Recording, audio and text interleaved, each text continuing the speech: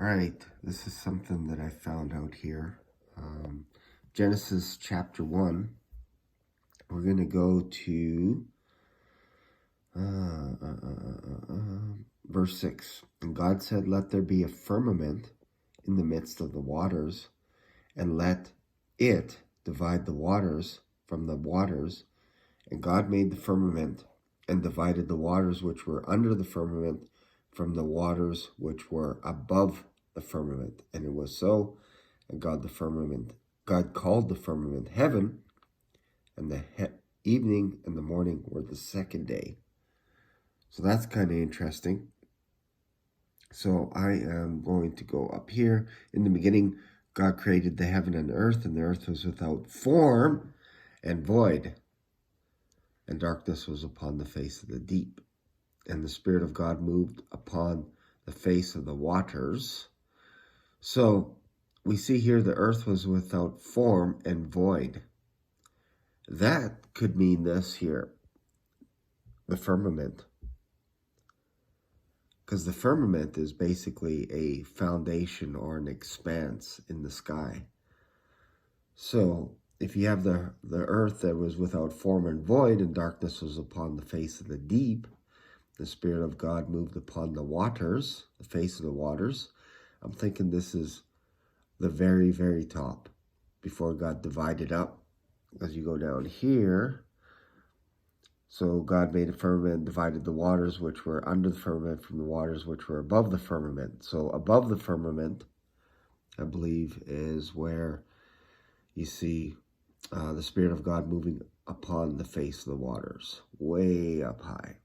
So then if you come to all the way here to, let's go to Revelation. This is kind of interesting. Revelation, where are we going here? Revelation, right here.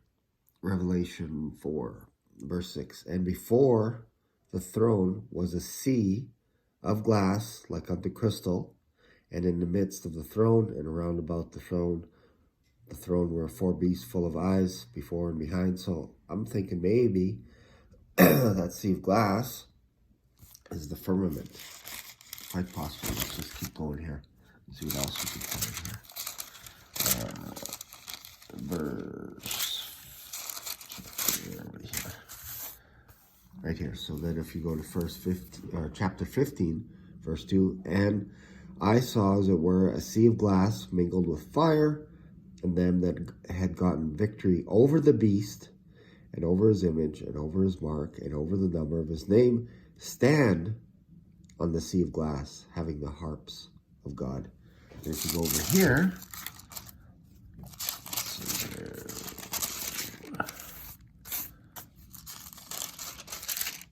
where is it?